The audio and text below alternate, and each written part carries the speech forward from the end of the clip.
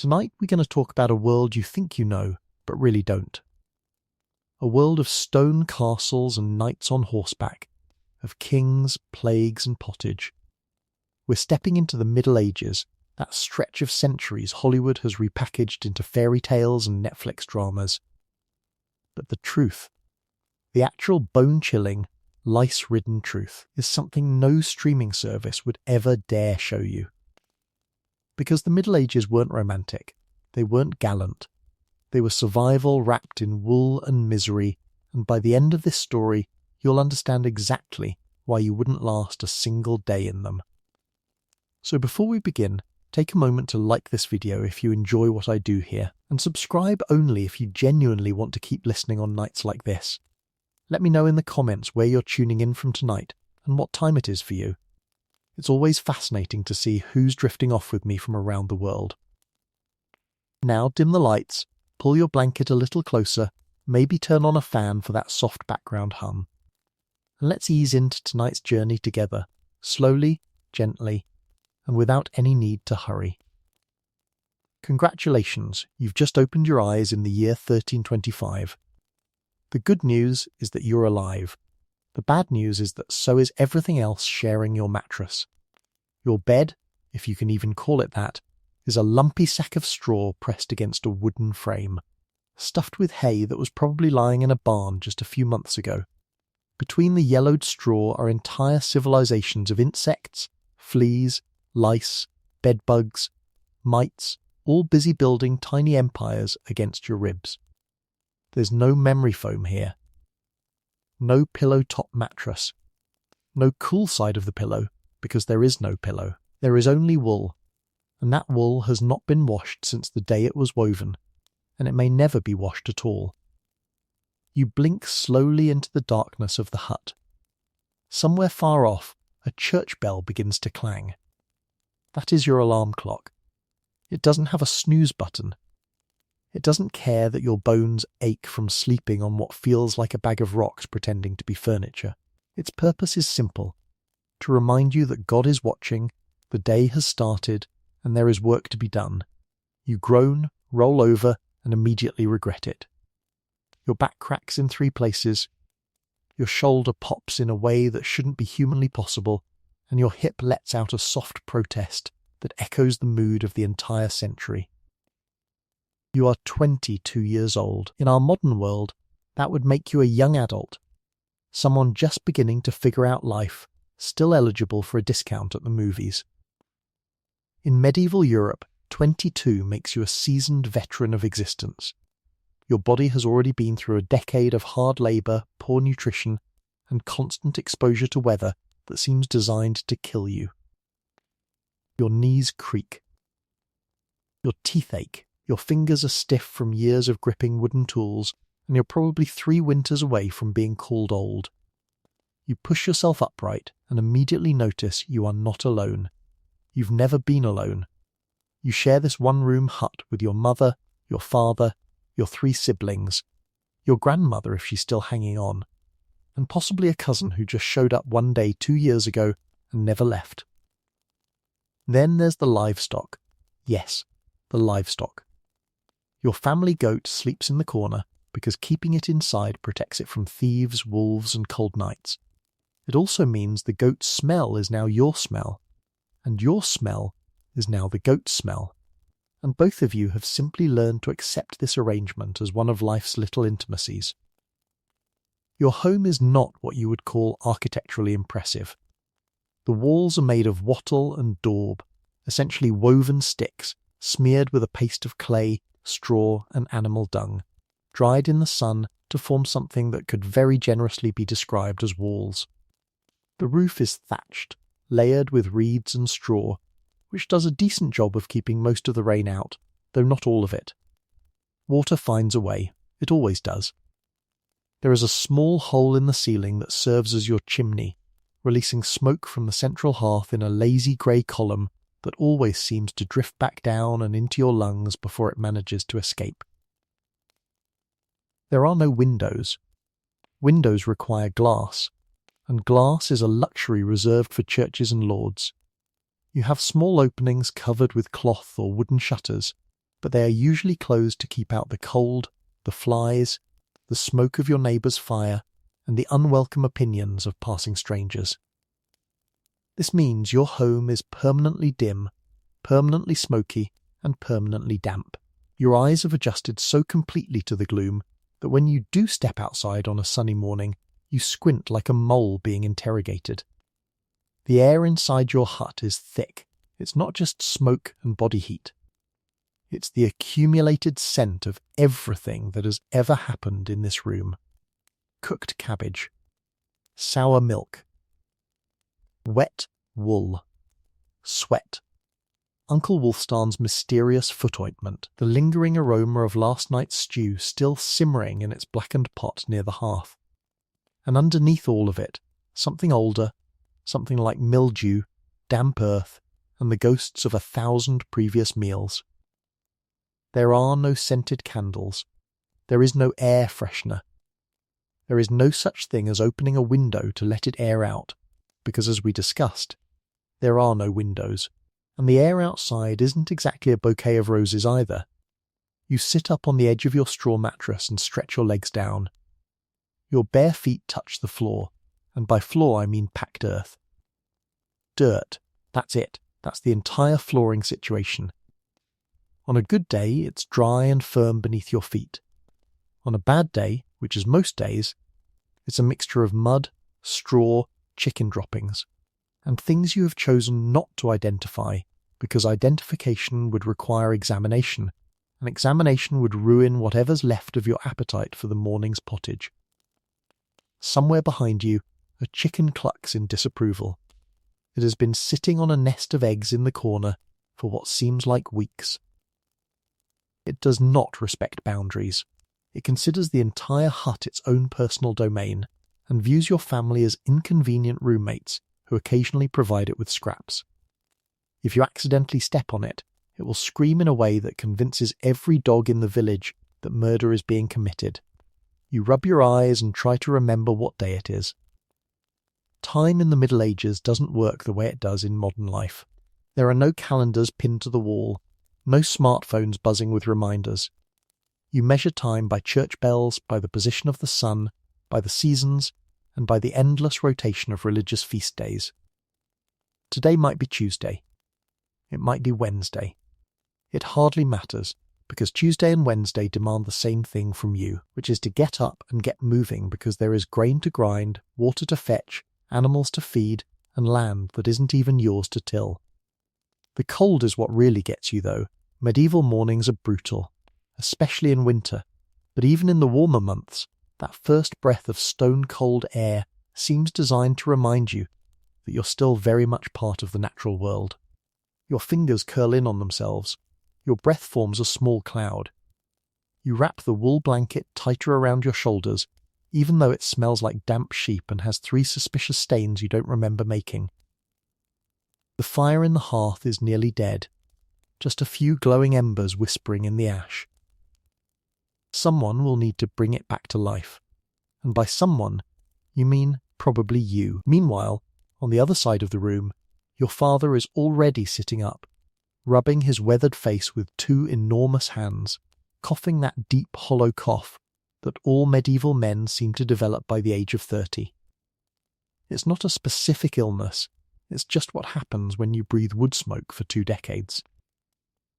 Your mother is stirring the pot near the fire, adding a bit more water to yesterday's pottage, which will become today's pottage, which will eventually become tomorrow's pottage. Your youngest sibling is still asleep, curled up like a small pale question mark. Your older brother is missing, probably outside relieving himself against the side of the barn, an activity considered perfectly acceptable and even neighbourly by medieval standards. You stand slowly. Your knees pop. A flea, sensing motion, leaps from somewhere on your leg to somewhere on your arm, and you do not swat at it. Swatting is for amateurs. You have long since accepted the flea as part of your extended family. To swat now would be to acknowledge them, and if you acknowledge them, you'll spend the whole day scratching, and there is no time in your day for scratching. There is only time for work. Somewhere outside, a rooster crows, followed by the bleating of a sheep, followed by a distant argument between two neighbours about a broken fence that has apparently been broken for 6 years without resolution. The village is waking up. Smoke begins to rise from other thatched roofs. Somewhere a baby cries. Somewhere a dog barks at nothing in particular. The world of the Middle Ages doesn't need coffee to start. It doesn't need alarms or podcasts or a soft light gradient simulating a sunrise. It simply begins. Loud, dirty, damp, and demanding.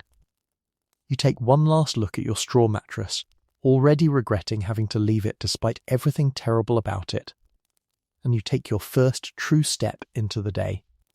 A day that will not be gentle to you. A day that will smell strange, taste worse, and end with your body aching in places you didn't even know could ache. A day that begins, as all medieval days do, with a walk to the bathroom. And the bathroom? Well, we'll get to the bathroom. So you've hauled yourself out of the straw, blinked the sleep from your eyes, and now nature is calling. And unlike modern nature, which politely asks for a moment of your time, medieval nature does not ask. It demands. Loudly, insistently, with a kind of urgency that reminds you very quickly that whatever dignity you had planned for the morning must now be postponed indefinitely. Because in the year 1325, going to the bathroom is not a private moment. It is not a peaceful moment. It is not even, strictly speaking, indoor plumbing. It is a small, damp, humbling adventure that begins the moment you step outside your hut and continues until you either return to your family or fall into something regrettable along the way. Let's start with the basics. There is no toilet. There is no seat. There is no porcelain bowl waiting for you with a lid gently lifted in welcome. There is no soft roll of toilet paper resting patiently on a wooden holder. There is no gentle flush, no automatic sensor, no ambient bathroom music playing from a hidden speaker. In fact, if you were to describe any of these things to your medieval neighbours, they would assume you had been touched by fever dreams, or perhaps possessed by a spirit with unusually specific tastes. The bathroom, as a room, does not exist. The bathroom as a concept has not yet been fully invented. What exists instead is a series of grim compromises, each one worse than the last, and you must simply pick the one that most closely aligns with your current level of desperation. If you are a peasant, and let us be honest, statistically speaking, you are almost certainly a peasant. Your bathroom is a bucket. That's it. A wooden bucket placed somewhere behind the hut, perhaps against the wall of the barn, perhaps beside the pigsty, perhaps in a small pit dug into the ground and lined with rough planks. The bucket is communal. Everyone in the family uses it. The chickens have opinions about it. The dog investigates it with far too much interest. And by the time you arrive at it in the morning, it has already been used at least 3 or 4 times overnight, by whichever family member happened to wake with a full bladder and no desire to walk very far in the dark. You approach the bucket. You breathe through your mouth. This is not a suggestion. This is a survival technique passed down from generation to generation, whispered from parent to child in the quiet moments before their first true encounter with the bucket. Breathing through the nose in this situation is considered an act of self-harm. The smell rising from the bucket is not simply unpleasant. It is architectural. It has structure. It has layers. It has moods. There is a top note of ammonia, a middle note of decay, and a bass note that seems to hum with the collective effort of an entire household trying to digest last night's cabbage. You do your business quickly. You do not linger. Lingering is for people with sinuses of iron and souls made of stone. Now, once the bucket is full, and it does fill quickly with a family of 8 and a rotating cast of visiting relatives, someone must deal with it. That someone is often you, especially if you are young, healthy, or unlucky enough to have drawn the short straw during last night's assignment of chores. In some villages, the bucket is emptied into a designated pit at the edge of the property. In others, it is dumped into a nearby ditch. In the towns and cities, however, the process is far simpler and far more horrifying. You walk to the window, or the door, or the second-floor landing if you happen to live in one of the taller wooden structures, and you shout a warning. The famous French cry was Gardez-vous, a rough shortening of the phrase "watch out for the water," though of course it wasn't water at all. You shout it once, maybe twice, and then you tip the contents of the bucket directly into the street below. If someone happens to be walking beneath your window at that moment, well, that is regrettable, but medieval etiquette holds that they had ample warning, and their failure to leap out of the way is considered a personal shortcoming rather than a public grievance. The streets of medieval towns are not paved with cobblestones and lined with tidy shops, as fantasy paintings would have you believe. They are open rivers of waste, a slow-moving broth of chamber pot contributions, animal droppings, kitchen scraps, dead rodents, spilled beer, and the occasional dropped glove that no one is brave enough to retrieve. When it rains, this river deepens. When it dries, it crusts over into a surface that is somehow even less inviting. Children play in it. Dogs sniff at it. Pigs wander through it looking for something edible, and they usually find it, which raises questions about the pigs that no one particularly wants to answer. If you are fortunate enough to live in a town with public latrines, congratulations, you have moved slightly up the sanitation ladder. These latrines are typically wooden structures built over a pit or a stream, with a long bench inside containing several holes cut into it, arranged in a row. There are no dividers, there are no doors, there is no privacy of any conceivable kind. You sit shoulder to shoulder with your neighbours, with strangers, with merchants, with occasionally a very confused visiting monk, and you all do your business together in what could generously be described as a communal experience. Conversations are held. Village gossip is exchanged. Business deals have been struck. Marriages have reportedly been arranged. It is remarkable how quickly the human spirit adapts to indignity when there is no alternative. Just remember not to breathe too deeply, and try not to make prolonged eye contact with anyone across from you, because prolonged eye contact in a medieval latrine is considered either a proposition or a challenge, and neither one leads anywhere good. Now let us address the matter that modern people find most puzzling of all. What did they use to clean themselves afterward? The answer, dear listener, is a wide and terrifying variety of things. Toilet paper, as a product, will not exist for centuries. The concept of a soft, quilted, aloe-infused wipe would sound to your medieval self like something out of a fever vision. Instead, you make do. If you are wealthy, you might have access to small squares of wool cloth, which can be used, rinsed, and used again, though rinsed is a generous word in a world without clean water. If you are middle class, you might use a scrap of linen or a handful of clean straw. If you are a peasant, and remember you are almost certainly a peasant, you use whatever is nearby and vaguely appropriate. Straw, hay, leaves if the season allows. Moss, which was actually quite popular because moss is soft, absorbent, and abundant. Some particularly resourceful individuals used the smooth stones of a nearby riverbed, which was as unpleasant as it sounds, but had the advantage of being reusable if one was willing to accept certain compromises in life. In truly desperate moments, some people simply used nothing at all. And this, more than anything else, might explain why the medieval handshake was less of a common greeting and more of a specific gesture reserved for solemn occasions. When you shook a stranger's hand in the year 1325, you were not just greeting them. You were making a decision. You were choosing to trust them with the mystery of what their hand had recently touched. It was an act of faith, in every sense of the word.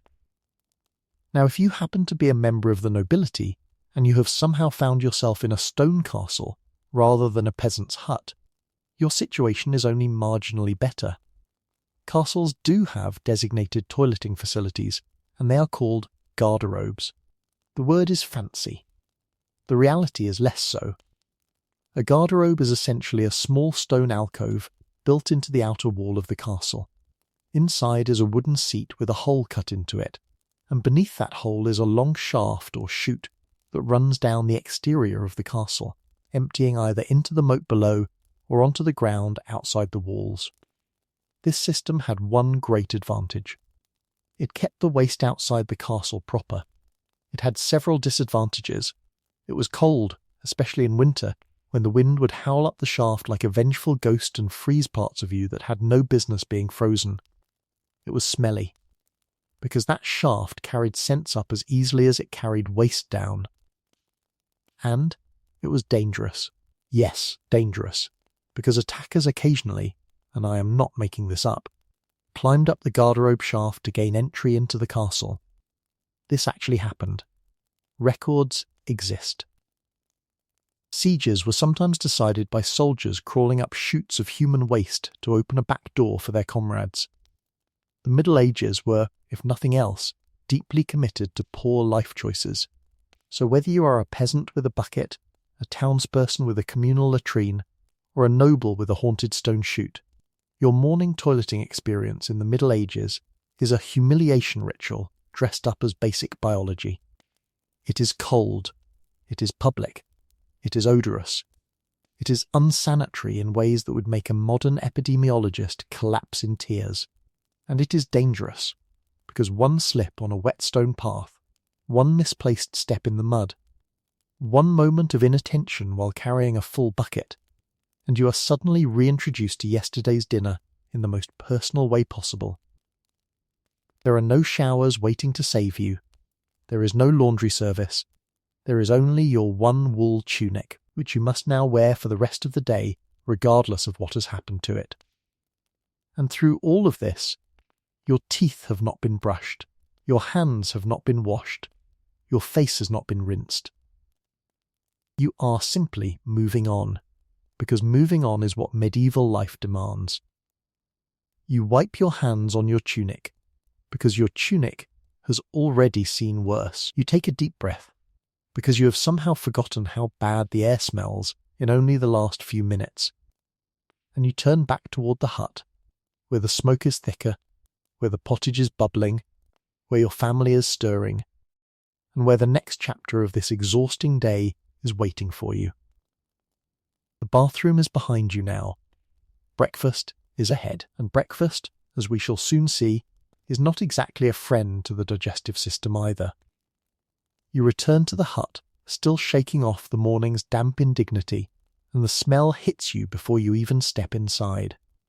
It is the smell of breakfast, or at least the medieval interpretation of breakfast. In the modern world, breakfast is a small ceremony of comfort. You have your coffee machine hissing softly in the corner, your toaster popping golden bread into the air, your fridge humming its refrigerated lullaby, and perhaps a bowl of cereal shaped like tiny cartoon stars. You have choices. You have variety. You have the confident knowledge that whatever you eat has been inspected, dated, refrigerated, and sanitized to within an inch of its edible life. In the year 1325, you have none of these things. You have a pot. You have a fire. And you have pottage. Pottage is the great equalizer of medieval life. Rich or poor, young or old, noble or peasant, everyone eats pottage in some form. It is the culinary constant of the era. It is the dish that never ends, quite literally, because the same pot has been simmering on the hearth for days, sometimes weeks, with new ingredients added on top of the old ones in a rolling process that would make any modern food safety inspector faint on the spot. Pottage is not a recipe. Pottage is a philosophy. It is the idea that food does not need to be planned or refined, only added to and reheated. Anything can go into pottage. Grains, root vegetables, herbs, beans, scraps of meat if you're wildly fortunate, and often things that once had names but have long since lost them to the slow alchemy of the pot. You sit on a rough wooden stool near the fire, and your mother ladles a serving into a wooden bowl. The bowl itself is worn smooth from years of use, and it has a small crack down one side that occasionally leaks broth onto your lap, which you have learned to ignore. The pottage is a colour that cannot really be described in modern terms. It is not brown, exactly. It is not green. It is more like the colour of a puddle after a heavy rain in a field where several livestock have recently gathered. It has small lumps floating in it. Some of these lumps are recognisable, others are not. You do not ask. You simply eat. The taste is difficult to describe as well, because pottage is less a flavour and more an experience. There is a general sense of grain, a hint of onion if the season allows, an undertone of something that might once have been turnip, or might once have been cabbage, and a faint smokiness from the fire that clings to everything you eat, drink or breathe. Salt, if you have it, transforms the meal from tragedy into mere sadness.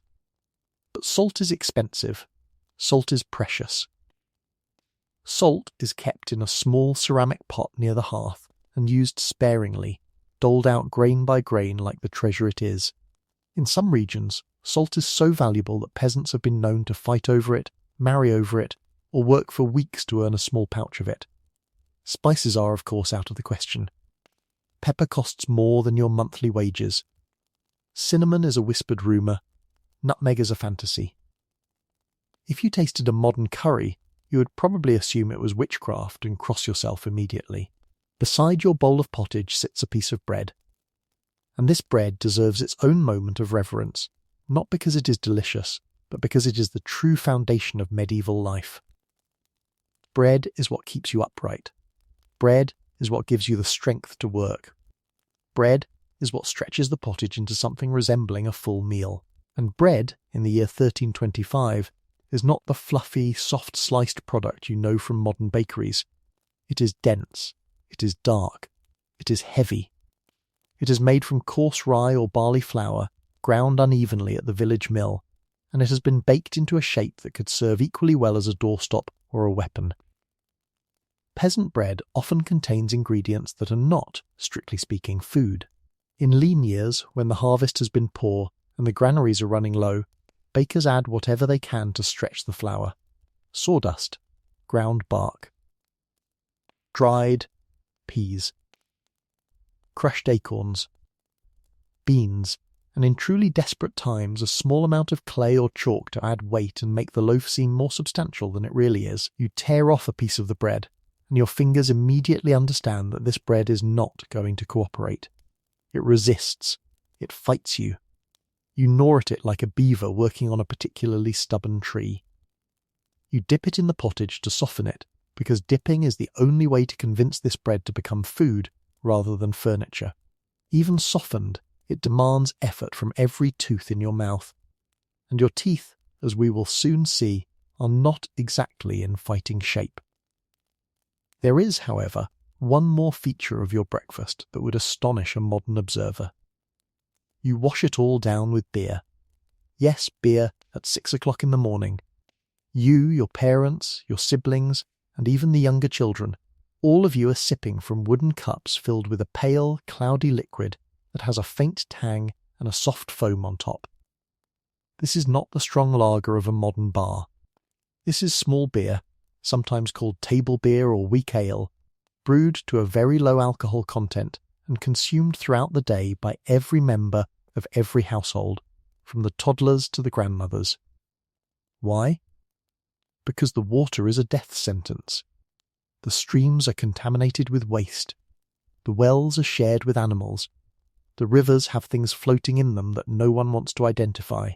Beer, on the other hand, has been boiled during brewing, which kills off the worst of the microbes, and the fermentation process makes it far safer than anything drawn straight from a natural source. So, you drink beer. Everyone drinks beer. It is not a party. It is a public health strategy. The beer itself is not particularly enjoyable by modern standards. It is bitter, slightly sour, and often flavoured with whatever herbs the brewer had on hand. Because hops, which give modern beer its distinctive character, have not yet become the standard flavouring in most of Europe. Instead, brewers use a mixture called Grüt, a blend of bitter herbs, spices, and sometimes bog myrtle or yarrow. The result is a drink that tastes vaguely medicinal, vaguely earthy, and only vaguely like anything you would call refreshing. But it is safe, or at least safer than the alternative. And in medieval life, safer is very often the highest standard anyone can hope for. Now, if you are wondering where the eggs are, where the milk is, where the cheese and butter might be, Allow me to gently disappoint you. Dairy exists, but it is not a daily luxury for peasants.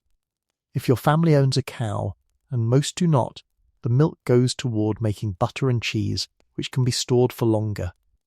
Fresh milk is rare and quickly spoils in a world without refrigeration. Eggs, when your hens are laying, are precious, and they are often traded, sold, or given as tithes to the church rather than eaten. Meat is even rarer. Most peasants eat meat only a handful of times each year, typically on feast days and religious holidays. A pig might be slaughtered in autumn and preserved through salting and smoking, providing small strips of meat that must be stretched across months of meals. A chicken might be killed for a special occasion, though its eggs are usually worth more alive than its flesh is worth cooked. Fresh meat is a luxury of the wealthy, and even then, it is often heavily spiced or preserved because refrigeration does not exist, and meat spoils quickly. Fruit, when it is available, is seasonal. Apples in autumn. Berries in summer. Pears if you are lucky. Most fruit is either eaten quickly before it spoils or preserved by drying, or fermented into cider or wine. Vegetables are more common but limited. Onions, leeks, cabbage, turnips, always turnips, endlessly, unshakably, apocalyptically turnips. Carrots exist, but they are not the bright orange ones you know.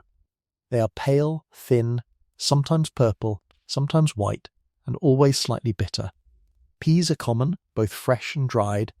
Beans are a staple, and every so often a wild green from the hedgerow finds its way into the pot, adding whatever nutrition it can before disappearing into the broth. You finish your pottage. You finish your bread. You drain the last of your beer. Your stomach is full technically, but not satisfied. Medieval food does not satisfy in the modern sense. It fills. It sustains. It provides just enough fuel to keep you moving through the day, but it does not delight, it does not comfort, and it certainly does not linger fondly in your memory. There is no anticipation for the next meal. There is only the certainty that the next meal will be roughly the same as this one, perhaps with slight variations depending on what your mother is able to add to the pot before evening. And through all of this, you have not tasted anything sweet. You have not tasted anything sharp. You have not tasted anything that resembles the complex, layered, engineered flavours that modern food delivers as a matter of course. Your entire palate has been trained on grain, root, and salt. The most exciting food you have ever eaten is probably a small piece of honey given to you as a child, and you still remember it as one of the greatest sensory experiences of your life. Sugar is a rumour from distant lands. Chocolate does not exist in Europe yet, and will not for another 2 centuries. Coffee is unknown. Tea is unknown. Tomatoes, potatoes, corn, peppers, all of them are still growing peacefully in the Americas, entirely unaware that Europe exists. You stand up from your stool. Your back aches. Your knees creak. The bread has left a strange, mealy coating on your tongue, and the beer has left you slightly warm in a way that is more numbing than pleasant. Outside, the sun has risen more fully now, and the day is truly beginning. There is work to be done. Always work. And before you can begin that work, you must first face the horror that is medieval clothing, because your one tunic, the one you have worn every day for months, is waiting for you. And it is not going to be pleasant. You rise from your stool, brush a few crumbs of bread from your lap, and prepare yourself for the daily ritual of getting dressed.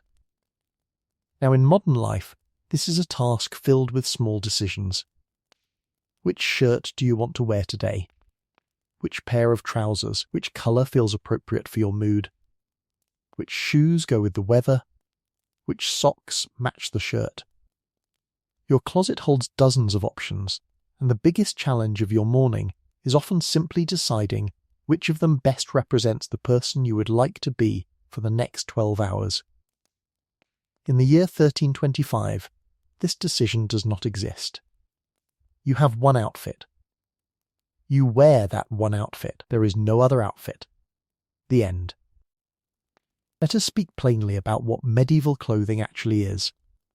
If you are a peasant, your wardrobe consists of a single wool tunic, a pair of rough hose or leggings, a leather belt, and if you are fortunate, a linen undergarment called a shift or undertunic that sits against your skin. This undertunic is the closest thing you have to modern underwear, and it exists primarily to protect the outer wool tunic from your sweat and the various other secretions that a working human body produces over the course of a day. In theory, the undertunic can be washed more frequently than the outer garments. In practice, it is washed when someone finally decides they cannot stand the smell any longer, which by our standards would be several weeks later than any reasonable person would consider acceptable. The wool tunic itself is a marvel of grim practicality. It is thick. It is scratchy. It is heavy. It is made from wool that was sheared from a sheep, cleaned in a rough manner, spun into thread by hand, and woven into fabric on a wooden loom by a woman in your village whose hands ache constantly from years of the same repetitive work. The tunic reaches down to about your knees for men, or your ankles for women, and it is belted at the waist to give it some shape. It has long sleeves because you need to protect your arms from cold, sun, insects, thorns, and the occasional angry chicken. The wool has been dyed in whatever colour your family could afford, which typically means shades of brown, grey, dull green, or a sort of muddy yellow depending on which plants were available to make the dye. Bright colours are for the wealthy. Blue is expensive, made from woad or the far more costly indigo. Red is expensive, made from madder root or the truly extravagant cochineal. Purple is essentially forbidden, reserved for royalty and the church, because the only true purple dye comes from crushed sea snails and costs more than most peasants will earn in their entire lives.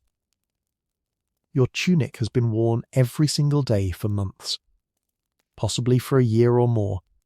You sleep in it. You work in it. You eat in it. You bathe in it, on the rare occasions you bathe at all, which we will address in due time. The wool has absorbed the sweat of hundreds of workdays, the smoke of thousands of hearth fires, the splashes of dozens of meals, and the general aromatic bouquet of medieval life. It smells like wet sheep, damp earth, old fire, and something faintly biological that is best left unnamed. It has small tears along the seams that have been patched with mismatched thread. It has a stain on the front that you no longer remember acquiring. It has a hole under one armpit that you keep meaning to mend but somehow never do, because mending requires thread, and thread requires effort, and effort is a resource you must ration carefully throughout the day. You pull the tunic over your head, and the wool scratches against your neck, your shoulders, your chest, your ribs. There is no soft cotton underneath to spare your skin.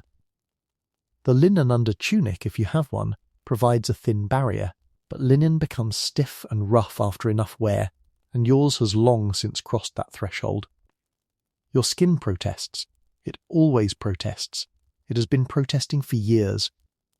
This is simply the price of being clothed in the 14th century, and you have made your peace with it, in the same way that a fish has made its peace with water. It surrounds you. It is unpleasant. There is nothing to be done. Now, undergarments. Let us address this delicate matter with the gravity it deserves. If you are a man, you may or may not be wearing a pair of loose linen shorts called brays, which are tied at the waist with a drawstring and reach down to somewhere around the knees. Brays are the medieval equivalent of underwear for men, and they are considered somewhat optional, depending on the region, the season, and the personal preferences of the wearer. If you are wealthy, you probably own several pairs. If you are a peasant, you likely own one pair, which you wear until it disintegrates. If you are a woman, the situation is different. Women in the 14th century typically do not wear underwear beneath their long dresses and undershifts.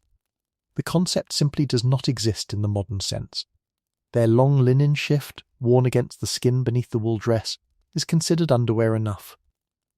This is not a matter of modesty or shame, it is simply the way things are.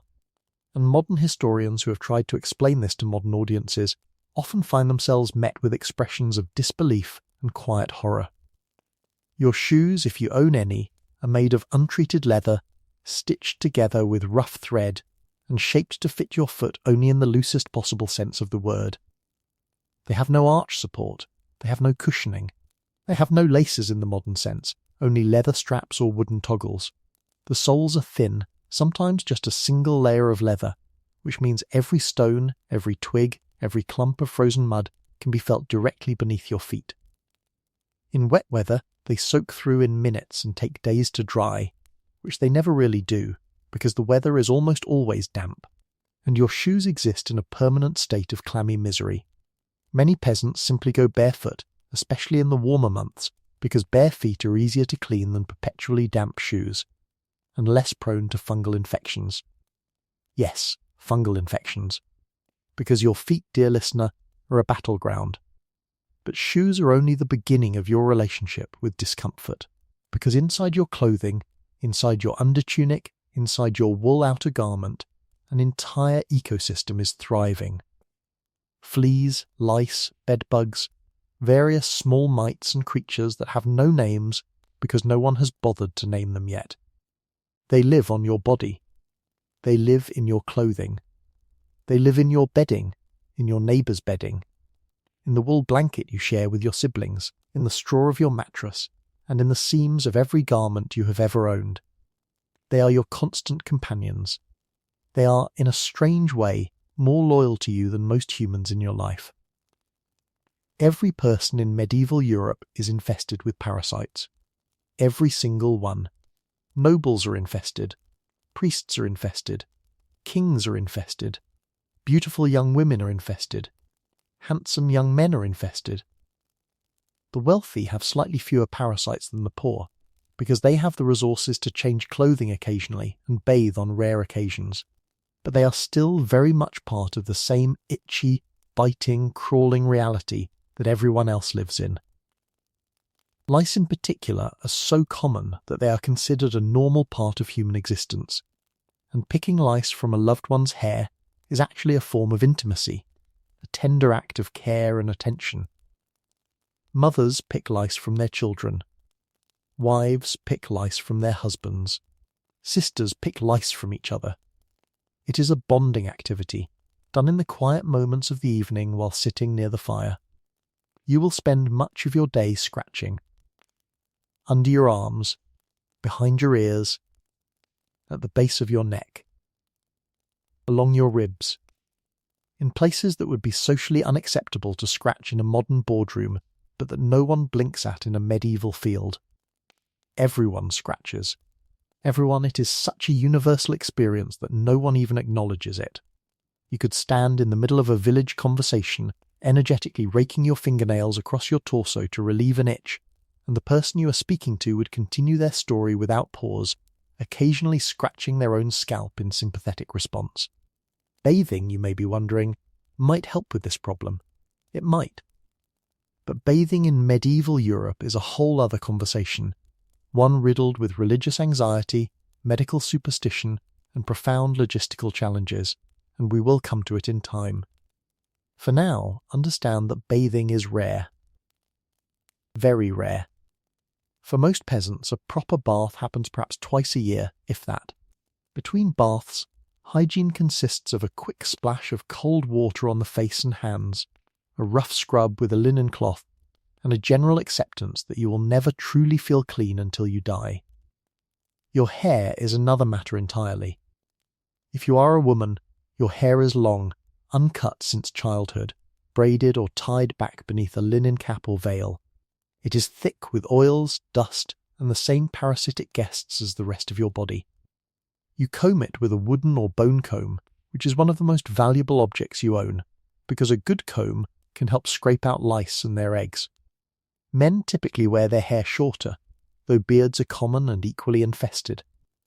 Both men and women use their fingernails as their primary grooming tool.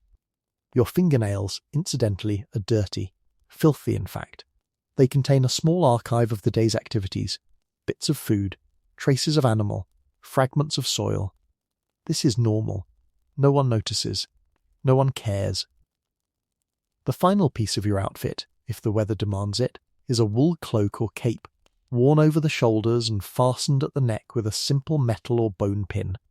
The cloak is heavy, damp, and smells even worse than the tunic beneath it, if such a thing is possible. It is your protection against rain, wind, snow, and the general hostility of the medieval outdoors. It is not fashionable. It is not attractive. It is functional in the way that a rock is functional. It does its job, mostly, and asks nothing more of the world. You take one last look at yourself, though there are no mirrors in your home. Mirrors are luxuries. Mirrors are for the wealthy. You have only the vague reflection you catch in a still bucket of water or the polished blade of a knife. You assume you look presentable in the medieval sense, which is to say, you are clothed, upright, and not visibly bleeding. That is presentable enough. That is the standard. And with that, you step toward the door of your hut, ready to face the outside world, ready to face the neighbours, ready to face the day. But before you go, there is one more thing you must confront. Because when you smile at someone this morning, your teeth are going to tell a very different story from the polite one you are trying to tell yourself. You step outside into the pale grey morning, and a neighbour passes by with a cheerful wave. You raise your hand in return, and you almost smile. Almost, because in the year 1325, smiling is not the simple, warm expression it is in modern life. Smiling is a risk. Smiling is an admission. Smiling exposes the state of your mouth. And the state of your mouth is, to put it gently, not the state anyone would want the world to witness. So you offer a small nod instead. A polite twitch of the lips. Just enough to acknowledge the greeting without opening the door to a full dental display.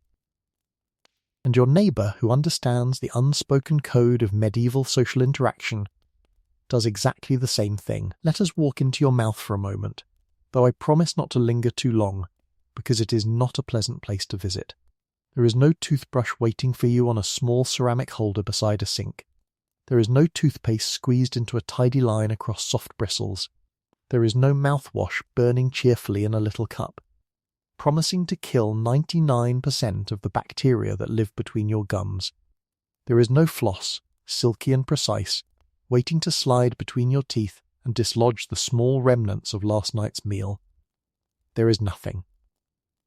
The concept of a morning dental routine is centuries away from being invented. Your mouth is left entirely to fend for itself, and it has not been fending well. Some medieval people, particularly the wealthy or the pious, do make small efforts at oral hygiene. They chew on the frayed end of a soft twig, using it like a primitive brush to scrub the surface of their teeth. They rinse their mouths with wine, vinegar, or a mixture of herbs and salt, believing that these substances will freshen the breath and cleanse the gums. Some rub their teeth with a rough cloth, occasionally dipped in ashes or a coarse powder made from ground herbs and burnt bread. These practices help, in the way that whispering encouragement to a burning building helps. The fire continues. The teeth continue to decay. But at least someone tried. For the average peasant, however, none of these efforts are made. You have never brushed your teeth in your life. Your parents never brushed their teeth. Your grandparents never brushed their teeth. The concept of scrubbing your teeth every morning would sound to you like a strange foreign ritual, the sort of thing perhaps performed by monks in distant abbeys or by wandering healers with too much time and too many opinions. So your teeth simply exist. They grow, they decay, they ache, they fall out. And when they fall out, you do not replace them, because there is nothing to replace them with. You simply learn to chew on the other side. By the time you are 22, which is your current age, your mouth already tells the story of 100 small battles lost. Several of your back teeth are worn down to stubs from years of grinding coarse bread that often contains bits of grit from the millstones used to grind the flour. Yes, grit, small particles of stone that flake off during the grinding process and end up baked directly into your daily loaf. Every bite of bread you have ever eaten has included tiny abrasive fragments, and those fragments have slowly, patiently, mercilessly ground your teeth down over the years. Modern dentists studying medieval skeletons have marvelled at the flatness of the teeth, the way they have been polished nearly smooth by decades of gritty food. Your gums are inflamed, they bleed when you press on them. There is a persistent soreness along the back of your jaw where a molar has been threatening to abscess for weeks, sometimes throbbing with a dull, warm pain that seems to pulse in time with your heartbeat. You have learned to ignore it. Everyone has learned to ignore something. Your neighbour has been ignoring a tooth for 6 months. Your father has been ignoring a tooth for 6 years. Your grandmother, if she still has any teeth, is ignoring all of them collectively. Toothaches are not a medical emergency in the 14th century. They are a fact of life, like weather, like taxes, like the church bell in the morning. Your breath, if we may address this delicate matter with the honesty it deserves, is not pleasant. It has never been pleasant. It is the accumulated breath of every meal you have ever eaten, every sip of beer, every mouthful of pottage, every scrap of onion, every particle of decaying food that has settled into the crevices of your teeth and stayed there. Halitosis is universal. Bad breath is not remarkable. It is simply what human breath smells like in the year 1325. When two medieval people stand close to speak with each other, they are both exhaling into the same shared cloud of stale, sour, faintly rotting air, and neither of them notices, because both of them contribute equally to it. If a modern person were transported into a medieval village and asked to have a normal conversation, they would spend the entire time trying not to flinch, and the medieval speaker would wonder why this stranger keeps making such strange faces. Now, sugar. This is where the story of medieval teeth becomes particularly interesting and particularly cruel. Sugar, as we know it, is beginning to appear in Europe. It is imported at enormous cost from the Middle East and beyond, and it is used sparingly by the wealthy, mostly in small cakes, spiced wines, and elaborate desserts served at feasts. If you are a peasant, you have never tasted sugar in its refined form. You may have tasted honey once or twice. If a hive was found in the woods, and the beekeeper was feeling generous, but sugar remains a rumour from the tables of nobles. This is, in a strange way, a small mercy, because the nobles, with their access to sugar, are destroying their teeth at an alarming rate. Their mouths are becoming disaster zones, filled with cavities and rot, while the peasants, with their diet of bread, pottage, beer, and occasional honey, are experiencing tooth decay at a slower, though still tragic, pace. Toothaches, when they become truly unbearable, must be addressed. And this is where medieval dentistry enters the picture, wearing its heavy boots and carrying its terrifying tools. There are no dentists. That profession does not exist yet. Instead, there is the barber surgeon.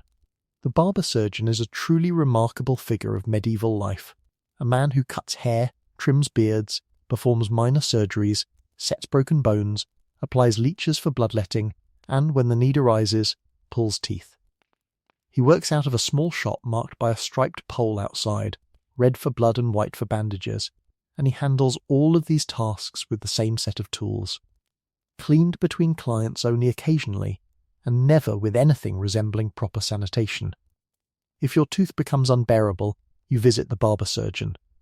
You sit in a wooden chair, or perhaps kneel on the floor if the chair is occupied.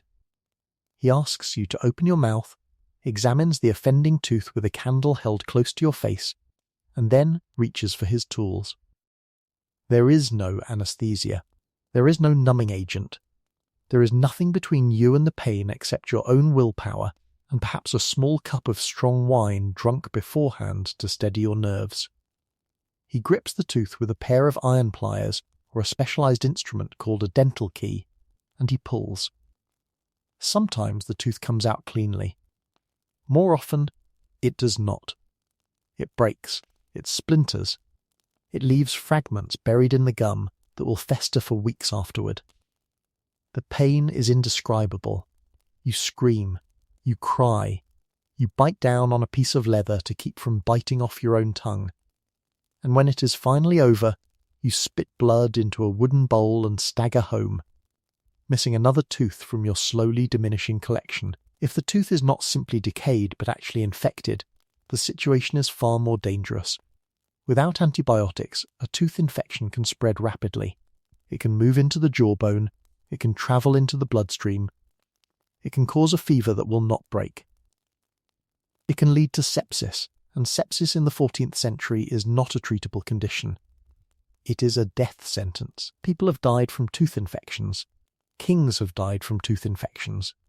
Peasants die from tooth infections all the time, quietly in their straw beds, feverish and delirious, while their families whisper prayers and prepare for burial. A tooth in medieval Europe is not just a tooth.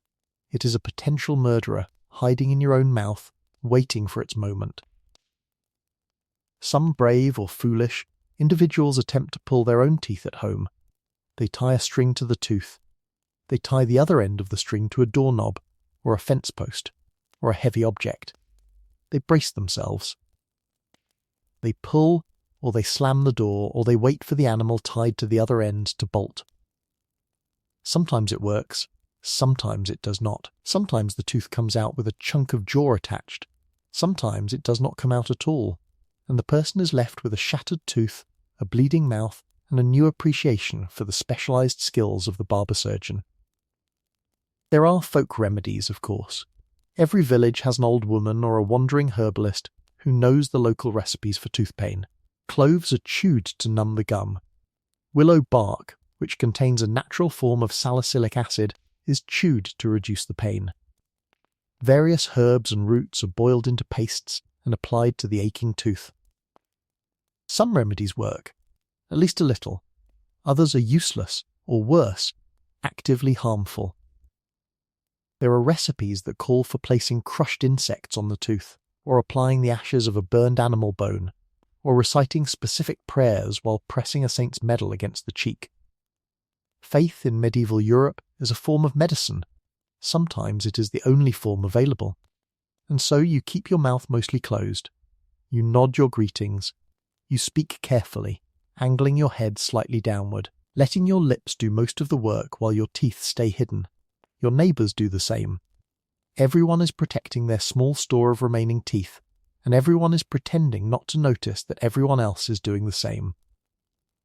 It is one of the many quiet agreements of medieval life, the shared understanding that certain things are not to be discussed, not to be examined, not to be brought into the harsh light of day. You take a breath, and it hurts a little where your gum is inflamed. You swallow, and there is a faint metallic taste, because your gums have bled again during the night. You straighten your tunic, adjust your belt, and step fully out into the morning air. The village is stirring now. Doors are opening. Voices are calling. Somewhere a horse is being led out of a stable, its hooves clopping against the packed earth. Your neighbour Agnes is already walking toward the well, with 2 wooden buckets balanced on a yoke across her shoulders, and she glances at you with the same tight-lipped, almost smile that you offered her a moment ago. 2 people, understanding each other completely, without either of them having to open their mouths at all. And now the real work of the day is about to begin. You step fully into the morning, and the world of your village opens up before you. The narrow dirt paths between the huts are already crowded with life. Chickens dart between your feet with the confidence of small kings. A pig, escaped from someone's yard, is rooting through a pile of refuse near the neighbour's fence. A boy of about 7 is running past with a bundle of sticks in his arms, headed toward his family's woodpile. Somewhere down the lane, a woman is arguing with her husband about a broken bucket, their voices rising and falling in that particular rhythm of long marriages held together by shared grievance. The village smells of wood smoke, animal droppings, damp earth, and the faint tang of something being cooked in a pot several doors down. This is your world. This is your workplace. And your workday, unlike anything the modern mind can easily imagine, is about to begin. You are a peasant. Let us establish this fully, because everything else about your day flows from this single fact. In the year 1325, roughly 90% of the population of Europe are peasants, and you are one of them. This means you do not own the land you work. You do not own the tools you use. You do not own in any meaningful sense the fruits of your labour. You belong to the land, and the land belongs to a lord. That lord may be a distant nobleman whose name you have heard perhaps twice in your life. He may be a local knight who occasionally rides through the village on a fine horse, glancing at his subjects with the mild curiosity of a man looking at cattle. He may be a bishop or a monastery, or in some cases a wealthy merchant who has been granted lands as a reward for services rendered to the crown. Whoever he is not you. And you owe him, in one form or another, a significant portion of everything you produce. The system that governs your life is called feudalism, though you have never heard that word and would not understand it if it were spoken to you. To you it is not a system. It is simply the way the world is. The lord owns the land. You work the land. In exchange, you are permitted to live on a small strip of it, to grow food for your family, to keep a few animals, and to gather firewood in specific parts of the forest at specific times of the year. You owe the lord a portion of your crops. You owe him days of labour on his personal fields, called the demesne, where you must work without pay whenever he demands it. You owe him various small taxes at various small moments throughout the year. When you marry, you pay him a fee. When your father dies, you pay him a fee to inherit your family's tenancy. When you grind your grain at the mill, which you must use because he owns it, you pay him a portion of the flour. When you bake your bread in the communal oven, which he also owns, you pay him for that too. There is no escape from these obligations. There is no negotiation. There is only the arrangement, and the arrangement has existed since before your grandfather was born. You walk toward the fields with a wooden hoe over your shoulder. The hoe is old. Its wooden handle has been worn smooth by years of use, and the metal blade at its end is dulled and rusted, sharpened whenever possible against a rough stone. This is your primary tool. This is what you will use to break the earth, to chop weeds, to plant seeds, to survive. You do not own the hoe outright. It was your father's before it was yours, and it will be your son's after you. Assuming your son survives to inherit it, and assuming you survive to give it to him. In medieval life, both of these assumptions require caution. The field you are working today is a strip. Peasant land is divided into long narrow strips scattered across several large communal fields, and each family owns the rights to several of these strips distributed throughout the village's land. This system is called the open field system, and it exists for practical reasons. If your family owned all its land in a single block, you might get lucky with fertile soil, or you might get unlucky with poor drainage. By spreading your strips across the entire village's fields, everyone shares equally in the good soil and the bad, the sunny slopes and the shady corners. It also means you must cooperate with your neighbours, because your strip is right next to their strip, and if they plant something different from what you plant, or plough at a different depth, or harvest at a different time, the whole system falls apart. The work itself is brutal. You are digging by hand. You are pulling weeds by hand. You are carrying water from the well by hand, one heavy bucket at a time, to pour onto the plants that are struggling in the dry corners of the strip. If your family owns an ox, and most do not, you might use it to pull a wooden plough, guiding the beast down the length of the field while it grunts and strains against its harness. But most peasants share oxen, or plough with human muscle alone, dragging the blade through the earth with a rope over the shoulders while a partner steers the plough from behind. Your hands are calloused in ways that would astonish a modern person. The skin on your palms is thick, cracked, and permanently stained with soil. Your fingernails are broken, your knuckles are swollen. Your fingers do not fully close anymore, because the tendons have shortened over years of gripping wooden handles for 10 or 12 hours a day. The work does not stop. There is no morning break. There is no coffee run. There is no water cooler where you might stand for a moment to complain about the weather. There is only the hoe, the earth, and the sun climbing slowly across the sky. You measure time by shadows. When your shadow is short, it is midday. When it stretches long behind you, it is nearly evening. Between those 2 points, you work. You bend. You dig. You stand. You bend again. Your back becomes a hinge, opening and closing thousands of times a day, until you can no longer remember what it feels like to stand upright without some quiet ache reminding you of the field. The seasons dictate everything. In spring, you plough and plant. The heavy work of breaking the soil after winter, of turning the compacted earth, of scattering seeds by hand across the freshly turned rows. In summer, you weed and tend. Constant, endless weeding, because weeds do not rest, and every weed left standing is a weed that steals nutrients from your crops. You also cut hay in summer, swinging a scythe in long rhythmic arcs, feeling the ache in your shoulders as you move down the field. In autumn, you harvest. This is the most desperate and important time of the entire year.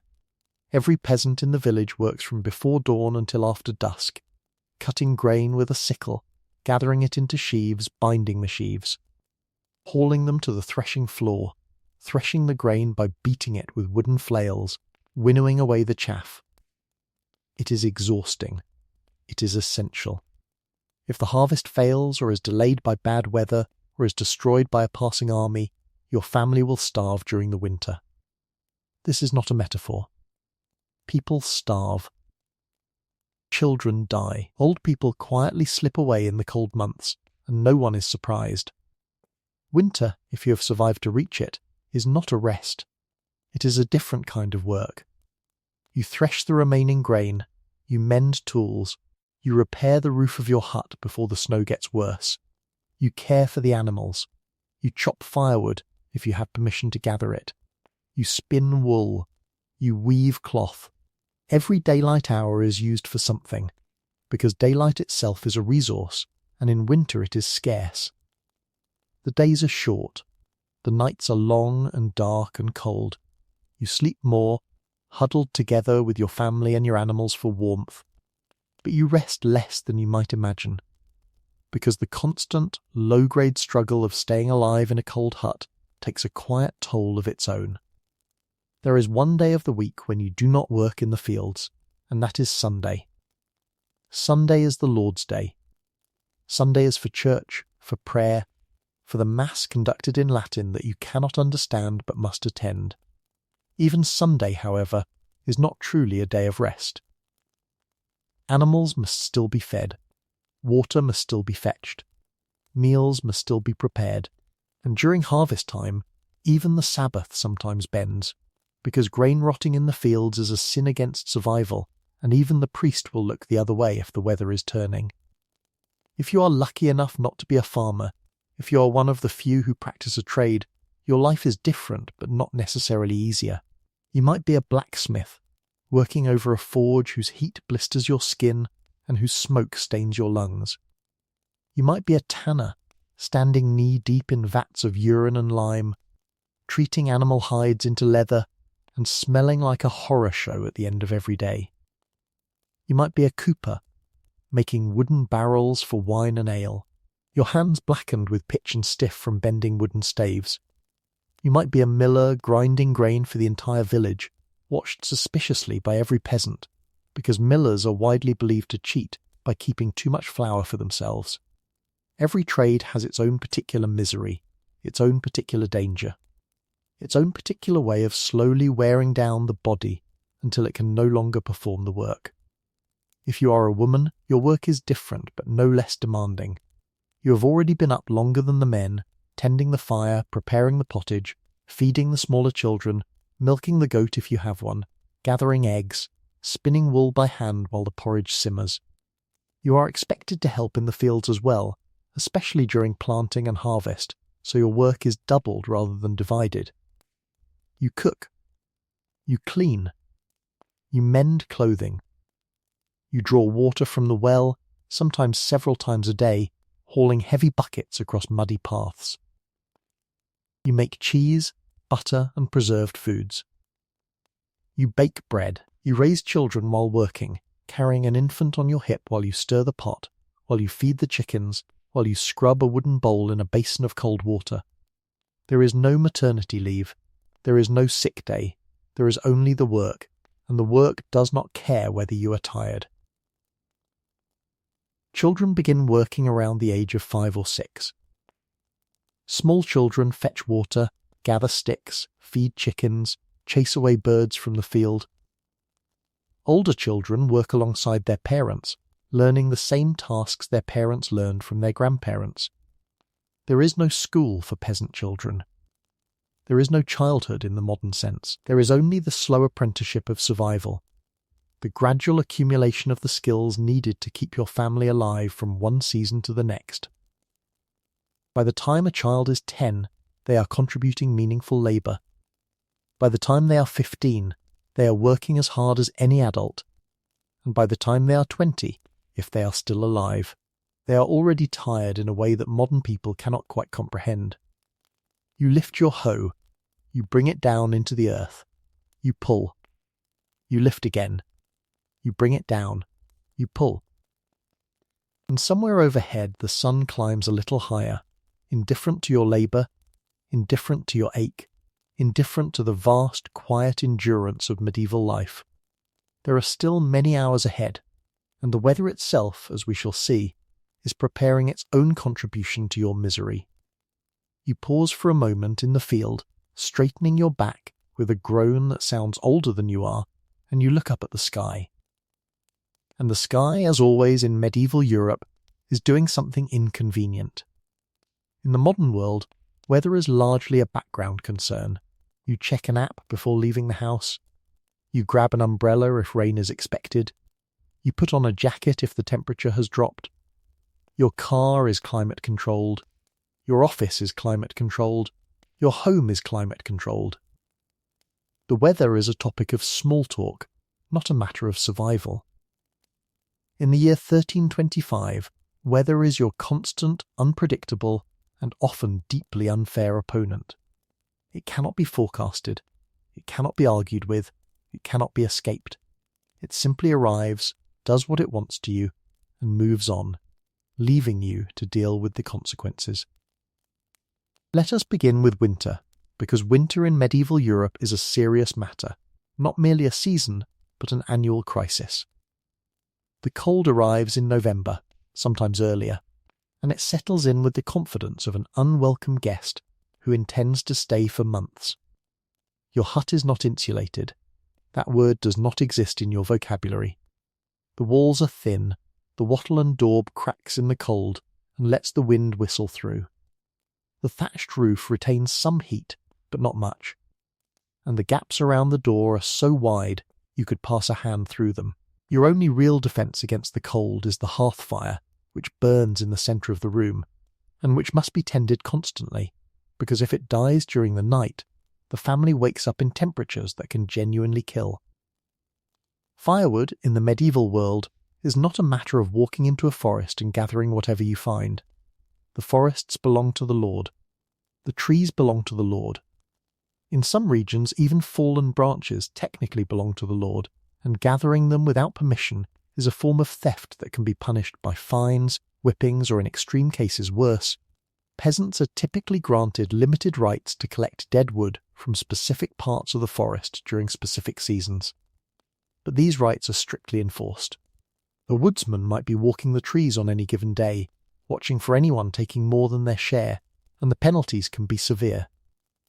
There is a common medieval saying that a peasant would rather freeze in his own hut than lose a hand for a bundle of sticks. And it is not entirely a joke. So you ration your firewood. You keep the fire small during the day, letting it burn down to embers, adding just enough wood to keep it alive. You bank the coals carefully at night, covering them with ash to preserve the heat until morning. If the fire goes out entirely, you must start over from nothing, using a flint and steel to strike sparks onto a small piece of tinder. Blowing gently until a tiny flame appears, feeding it with the smallest twigs first, then building up to larger pieces of wood. This process can take an hour or more, depending on the moisture in the air and the quality of your materials, and during that hour, the cold seeps deeper into your bones. Some households borrow fire from neighbours when their own goes out, carrying a small piece of burning wood from one hut to another, cupped carefully to protect it from the wind. Fire is precious. Fire is survival. Fire is one of the few luxuries a peasant possesses, and even that luxury must be earned every single day. Frostbite is common. Fingers and toes turn white, then blue, then black, in the coldest weeks of the year. Peasants lose parts of their hands, parts of their feet, parts of their ears and noses to the cold. No one calls it frostbite, because the word does not exist. They simply say a person had a hard winter, or their blood ran thin, or the cold had taken a piece of them. Amputations, when necessary, are performed by the barber surgeon with the same casual brutality as tooth extractions. Some people die from these procedures. Others survive, missing fingers or toes, and go back to work in the fields as soon as they are able. There is no disability leave. There is no accommodation for reduced physical capacity. If you cannot work, you cannot eat, and if you cannot eat, you will not last the season. Your clothing offers some protection, but not much. You layer everything you own. Your undertunic, your outer tunic, your cloak, a scarf if you have one, a wool cap pulled low over your ears. You wrap your feet in extra strips of cloth to help against the cold in your leaking leather shoes. You tie a rope around your waist to keep your cloak close to your body, trapping whatever warmth your body produces. And still, you are cold. You are cold in the fields. You are cold in the hut. You are cold in your bed. You are cold when you wake, and you are cold when you sleep. Cold becomes a companion, a constant low hum in the background of every winter thought. Water freezes in the buckets by the door. The wet cloth by the wash basin freezes into a solid brick. The stream where you fetch water for the animals freezes over, and you must break the ice with a wooden club every morning before dipping the bucket. Your breath forms clouds inside your own home. The animals huddle against the walls of the barn, their body heat helping to warm the space slightly, which is one of the reasons peasants often keep their livestock inside during winter, at the cost of the smell, at the cost of the noise, at the cost of the constant reminder that a goat is sleeping 4 feet from your face. But the goat is warm, and in winter, warmth is worth almost any price. Snow, when it falls heavily, can trap a village for days. Paths become impassable. Neighbours cannot visit neighbours. The old and the sick cannot reach the priest for last rites, and the priest cannot reach them. Food supplies dwindle.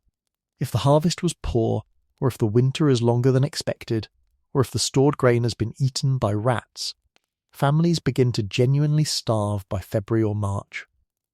This is called the hungry gap, the terrifying stretch between the end of last year's stores and the first spring vegetables.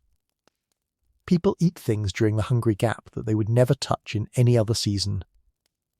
Tree bark, boiled leather, nettles gathered from beneath the snow, the dried, half-rotted vegetables at the bottom of the storage pit. In the worst years, in the worst villages, some people simply lie down in their huts and stop moving, because the effort of survival has finally exceeded the reward. Now let us turn to summer. You might imagine summer as a relief, and in some ways it is. The days grow longer, the threat of freezing recedes, the fields are green, the sun shines with something resembling generosity. But summer has its own miseries, and they are not small ones.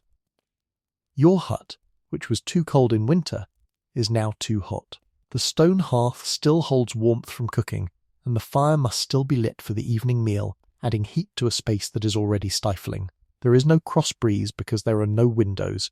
There is no air conditioning because that concept does not exist. There is no fan. There is not even the possibility of removing your clothing, because you own only one outfit, and social modesty forbids the removal of any of it in most circumstances. You sweat. You sweat constantly. You sweat through your undertunic. You sweat through your outer tunic.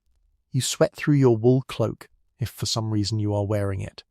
The sweat mingles with the dust of the field, with the smoke of the fire, with the accumulated grime of days without washing, and produces a scent that follows you like a second cloak. Everyone smells this way, It is not remarkable. But it is not pleasant either, and the summer heat magnifies every odour of medieval life into a full symphony of unpleasantness. The refuse in the streets ripens faster. The latrines become fragrant beyond description. The rotting food in the market square attracts clouds of flies. The dead animals on the roads decompose in hours rather than days. The flies, oh the flies! In summer, the flies are everywhere. They land on your food, they land on your face, they land in your eyes and on your lips and inside your ears. They lay eggs in the meat hanging in the smokehouse. They swarm round the eyes of the livestock. Children walk around with clouds of flies orbiting their faces, and they no longer bother to swat them away, because swatting is futile. The flies always return. Mosquitoes are equally abundant, breeding in the still water of the ditches, the rain barrels, the low corners of the fields. They carry diseases, though no one knows this yet. In some regions, particularly the marshy areas near rivers, malaria is endemic. Peasants call it the ague, and they treat it with prayer, with herbs, with the sweat lodge of covering yourself in heavy blankets to break the fever. Sometimes people recover. Sometimes they do not. The sun in medieval Europe is not gentle. You have no sunscreen. You have no sunglasses. You have no wide-brimmed hat unless you have woven one from straw, which many peasants do, creating a rough conical shape that provides some shade but no real protection. Sunburn is common. Skin cancer, though not yet named or understood, quietly claims lives among those who work the fields under the summer sun for decades. Heat stroke is a constant threat during harvest. Men and women collapse in the fields, their bodies simply refusing to continue, and they are dragged into the shade to recover while the rest of the family works on. Some do not recover. They are said to have taken a bad turn, and their bodies are prepared for burial before the sun sets. Storms are their own particular horror. Medieval storms are not merely inconvenient. They are cataclysmic events. Thunder rolls across the sky with a fury that seems to come directly from an angry god, and many peasants genuinely believe that thunder is the voice of divine judgment. Lightning strikes trees, huts, barns, occasionally people. There are no lightning rods. There is no meteorological understanding. A lightning strike is interpreted as a punishment, a warning, a sign. When a hut burns down after being struck, the neighbours quietly wonder what sins the family committed to bring such wrath upon themselves. Rain in the wrong season can destroy an entire year's harvest. Too much rain drowns the crops. Too little parches them. A late frost in spring kills the young shoots. A wet summer causes the grain to rot in the fields before it can be cut. A dry autumn cracks the earth and reduces the yield to almost nothing. The peasant's entire existence hangs on the mood of the sky, and the sky owes you nothing. You pray. You attend Mass. You leave small offerings at the wayside shrines. You do everything you can to appease whatever forces control the weather, and still, the weather does what it wants. And through all of this, you continue to work. Winter or summer, storm or drought, freezing or sweltering, the fields need you. The animals need you. The Lord needs his share. And you, standing in the middle of it all with your wooden hoe and your damp wool tunic and your aching back, are simply another small figure trying to make it to the next season. One difficult day at a time. But you are getting thirsty now, and in medieval Europe, thirst leads us to another quiet horror. Because the water itself, the very thing that should sustain you, is often the very thing that will kill you. You wipe the sweat from your brow with the back of your hand, leaving a smear of dirt across your forehead that you will not notice for the rest of the day, and you decide it is time for a drink. In the modern world, this would be a matter of walking to a tap, filling a glass and swallowing a cool, clear, chemically treated liquid that has been tested by government agencies, monitored by inspectors, and delivered through sealed pipes directly to your kitchen. You would not think about the water. You would not question the water. You would drink it and move on. In the year 1325, water is not a background utility. Water is a mystery. Water is a gamble. Water is, in many cases, actively trying to kill you. Let us walk toward the well together, because this is where the story of medieval water begins. The village well is a communal resource, a stone-lined pit dug into the ground, sometimes covered by a small wooden roof, sometimes exposed to the elements entirely. It is used by every family in the village, by the animals of every family, by the occasional traveller passing through, and unfortunately, by every insect, every rat, every bird, and every gust of wind that carries dust from the street into the water below. The well is not sealed. It is not filtered. It is not tested. It simply exists, providing water, because water must come from somewhere, and this hole in the ground is where the villagers have collectively decided their water shall come from. You lower the wooden bucket down into the darkness of the well, hear the small splash as it touches the surface far below, wait a moment for it to fill, and then haul it back up hand over hand, feeling the rough rope burn against your calloused palms. The water that emerges is cold, which is one of its few advantages, and it is generally clear at first glance, which is another. But clarity is deceiving. Medieval water is teeming with things that no one in medieval Europe knows exist. Bacteria, parasites, amoebae, small floating fragments of things that a modern microscope would reveal in horrifying detail, but which the medieval eye simply cannot see. You drink it. Or rather, you consider drinking it. And then, if you are wise, and if you have any alternative, you do not. The problem is not just the well. The problem is everything upstream and around it. The nearby stream, which looks so refreshing on a hot summer day, is a slow-moving broth of contamination. Upstream, someone has washed their clothing in it. Someone else has emptied their chamber pot into it. A dead animal is decomposing in the shallows about a mile up. Livestock have waded through it, drunk from it, and defecated in it. In the towns, the situation is worse. Rivers become open sewers.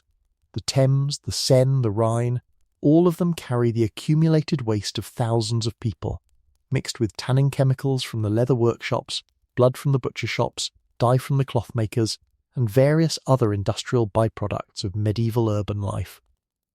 And people still drink from these rivers, because they have to. Because thirst is not a matter of preference. Thirst is a matter of survival.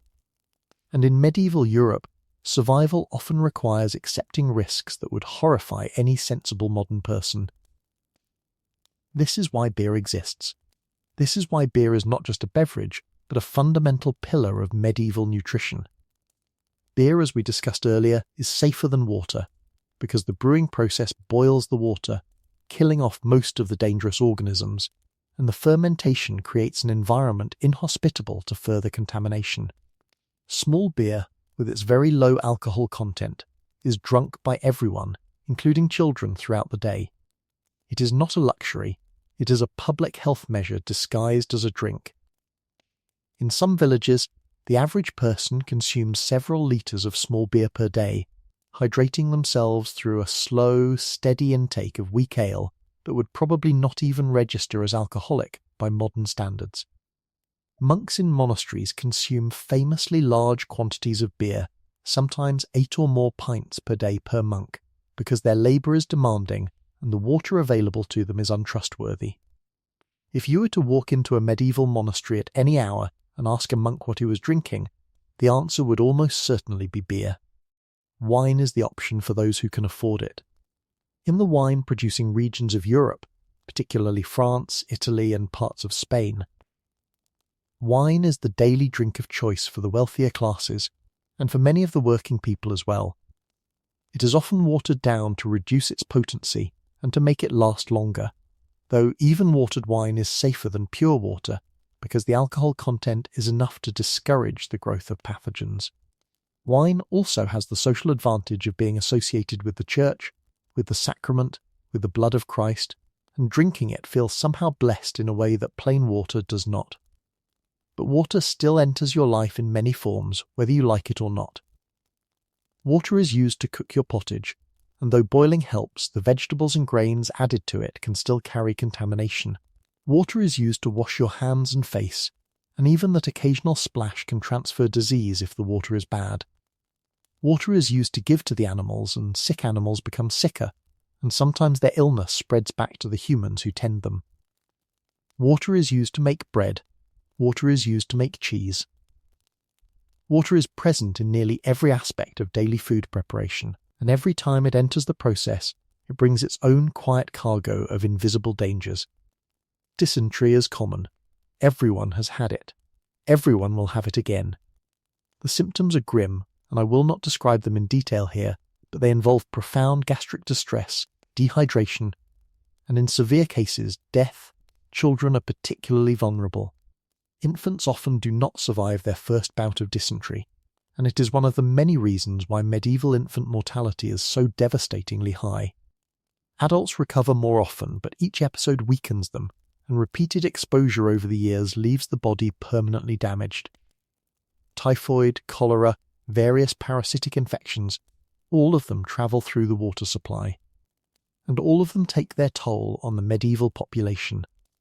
When a village suffers a sudden outbreak of what people call the flux, half the population may fall ill within days, and a significant number will not survive the week. Now let us discuss bathing, since we are already deep in the topic of water and its complicated role in medieval life. Bathing, in the year 1325, is a subject of considerable controversy. Many medieval people believe that bathing is actively dangerous to your health. The theory, drawn from ancient medical ideas passed down through the church and the scholars of the era, holds that hot water opens the pores of the skin, and open pores allow disease-carrying vapours, known as miasmas, to enter the body. Bathing, therefore, is thought to increase your vulnerability to plague, to fever, to a wide range of illnesses. During times of plague in particular, the public bathhouses of many cities are shut down entirely, and physicians warn against any form of immersion in water. Cleanliness, in the modern sense, is not associated with health. In some ways it is associated with the opposite. This does not mean medieval people never bathe. Bathhouses exist, particularly in larger towns and cities, where they serve as communal facilities for washing, socializing, and, in some cases, other activities that the church deeply disapproves of.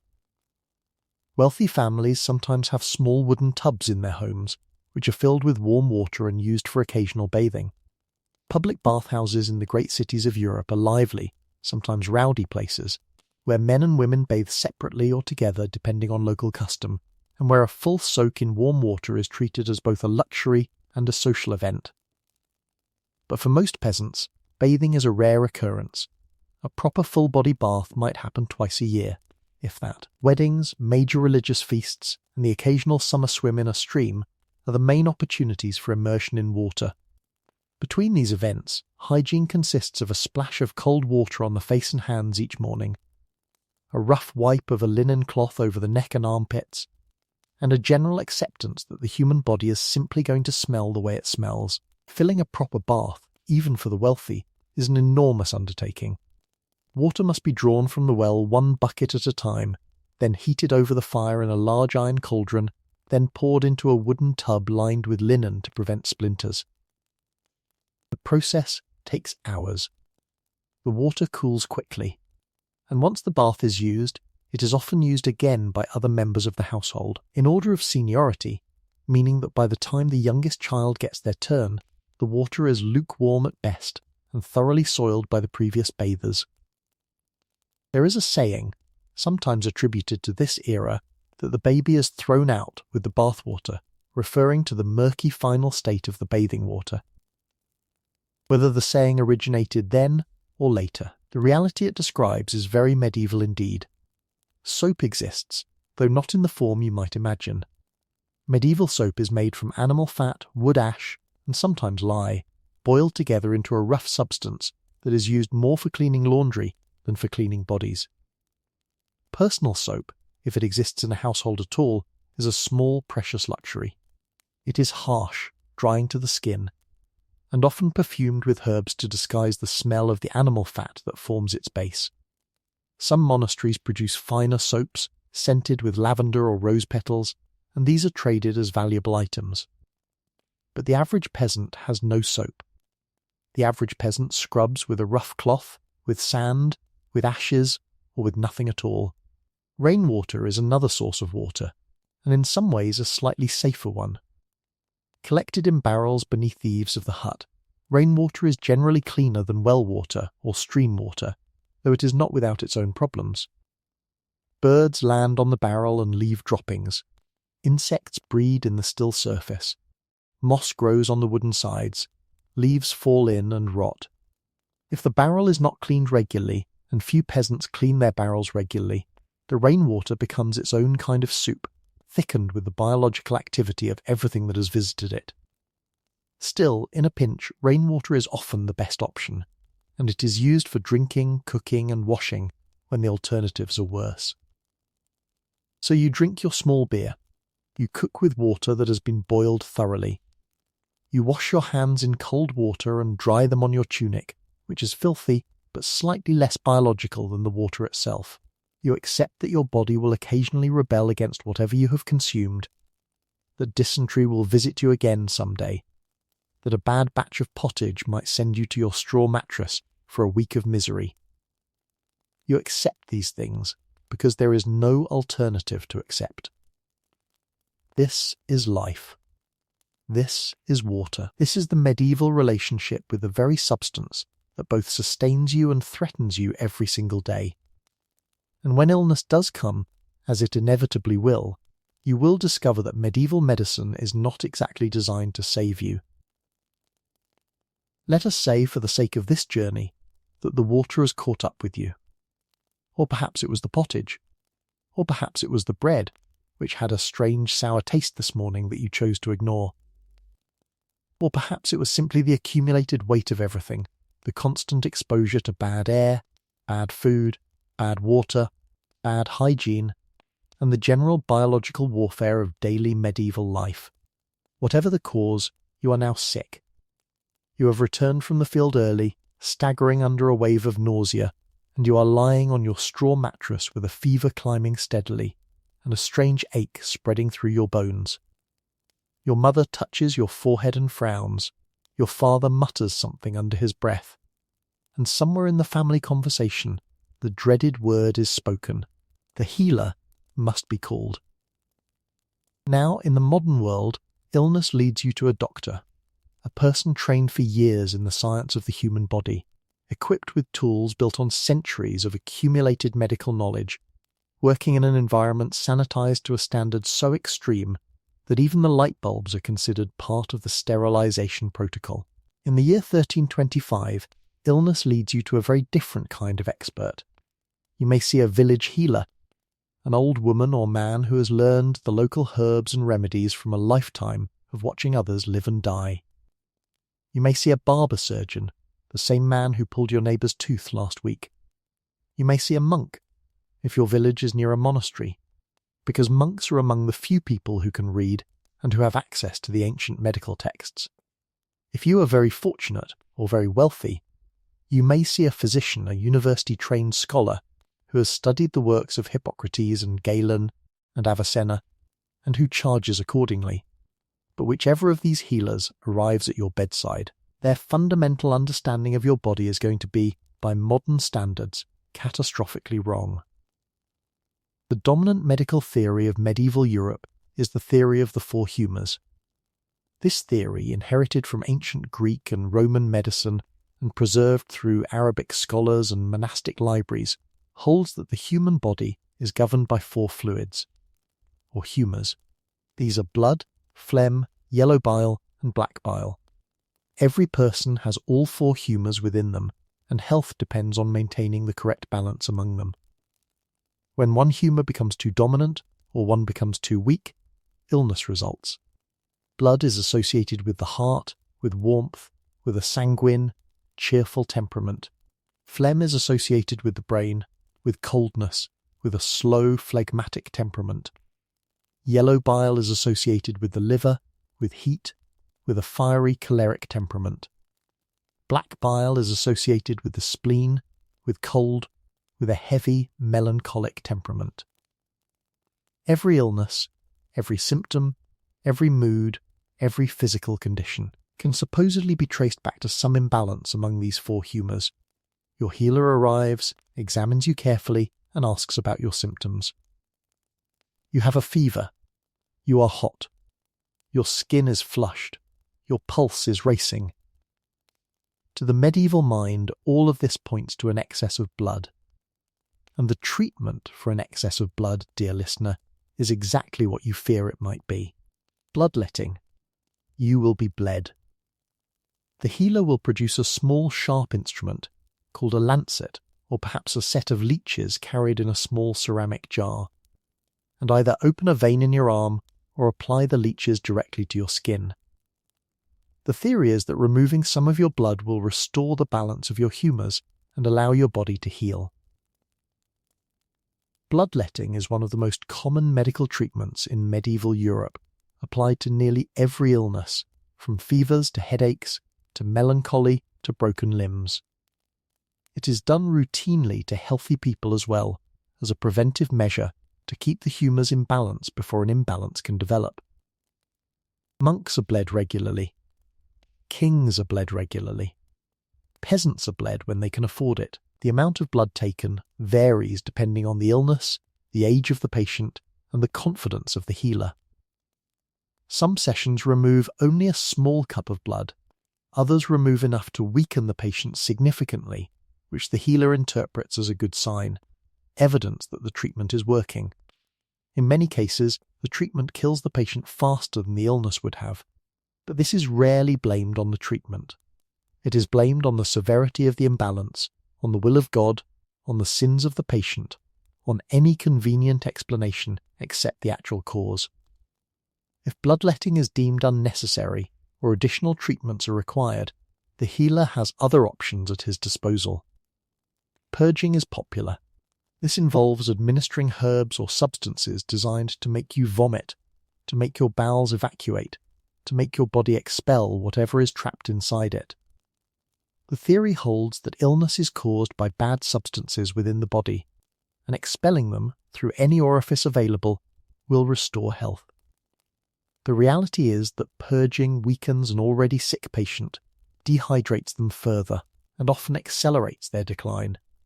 But it is done anyway, because it is what the ancient texts prescribe, and the ancient texts are not to be questioned.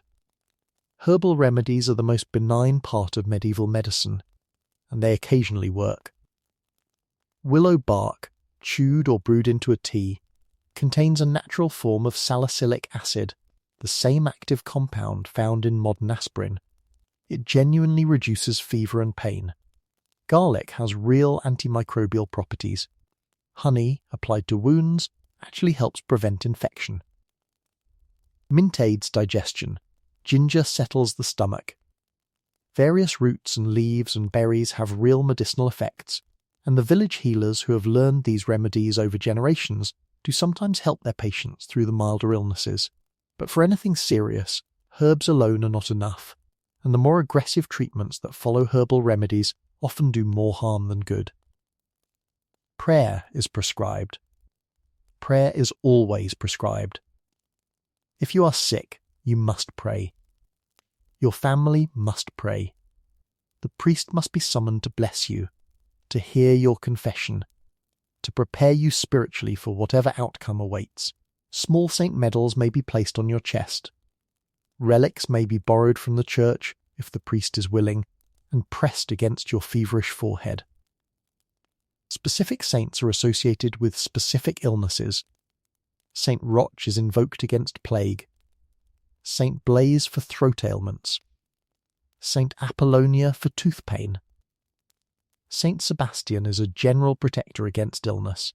If you have offended God in some way, if there is unconfessed sin in your soul, if there is a moral failing that has invited illness into your body, you must repent immediately, because repentance is understood to be part of the healing process.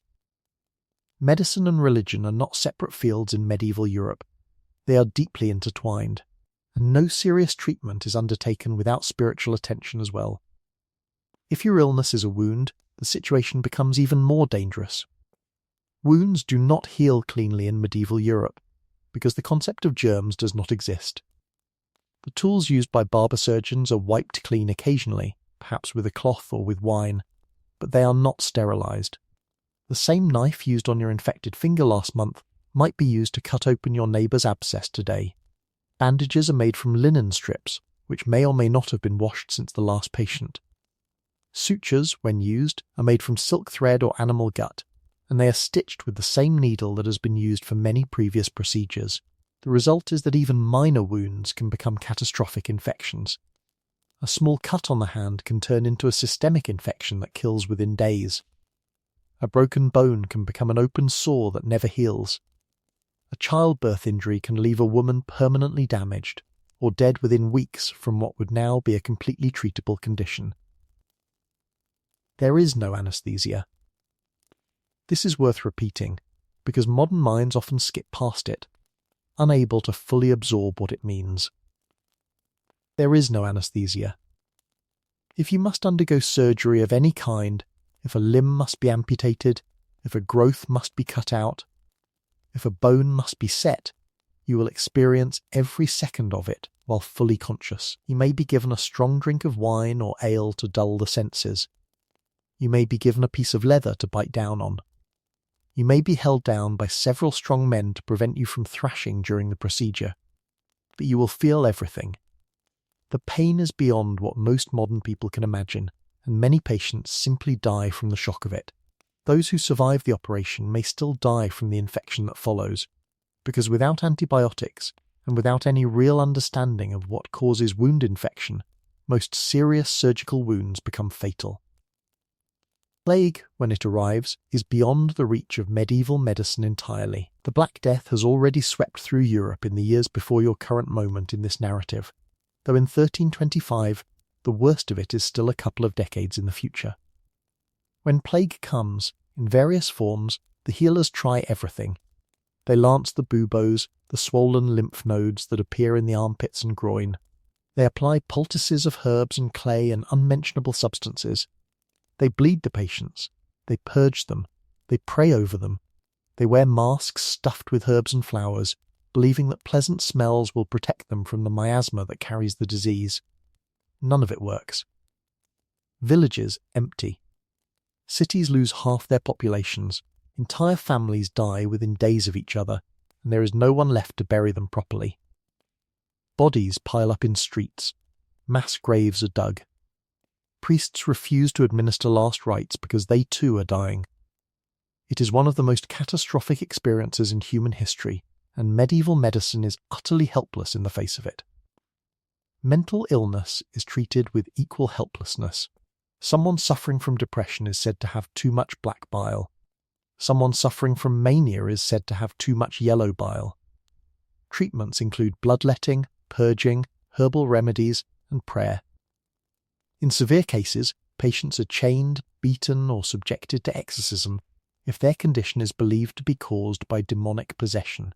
Some mentally ill people are cared for by their families, who tolerate their strange behaviour with patience and love. Others are cast out of their villages, forced to wander the countryside as beggars, dying of exposure and hunger within months. There is no understanding of neurology, of chemistry, of trauma, of the actual biological basis of mental illness. There is only the humoral theory, and the assumption that the patient has either fallen out of balance or fallen out of favour with God. Childbirth deserves its own note here, because it is one of the deadliest experiences a medieval woman can undergo. Roughly 1 in 10 women dies in childbirth or from complications shortly afterward. Infant mortality is even higher, with something like half of all children dying before the age of 5. Midwives assist with births, using techniques passed down through generations, and some are genuinely skilled. But when complications arise, when the baby is turned the wrong way, when there is hemorrhaging, when infection develops, there is little that can be done. Caesarean sections are performed only on dead or dying mothers in a desperate attempt to save the child. Pain during labour is expected and accepted, part of the biblical curse upon Eve, and any attempt to relieve it might be considered spiritually inappropriate. You lie on your straw mattress. Your fever climbs. The healer has bled you, has fed you a bitter herbal brew, has prayed over you, and has gone home for the evening. Your family sits nearby, murmuring quietly, watching you, and you drift in and out of sleep, uncertain whether tomorrow will bring recovery or something far worse. Because in medieval Europe, illness is never just illness. Illness is a door. And that door leads either back to the exhausted life you have been living, or forward into the great unknown that waits for every medieval soul at the end of their brief and difficult journey. And most people, sooner than they would like, walk through that door. You survive. This time. The fever breaks in the middle of the night, and by morning your skin is cool again, damp with the sweat of a body that has decided, for whatever reason, to keep living for a while longer. Your family is relieved. Your mother touches your forehead and murmurs a prayer of thanks. Your father grunts something that might be affection, might be gratitude, might simply be an acknowledgement that he will not have to bury another child this week. You are weak. You are hungry. You are still tired in a way that will linger for days. But you are alive. And in medieval Europe, being alive at the end of an illness is not a guarantee. It is a small, quiet miracle, and everyone in the room knows it.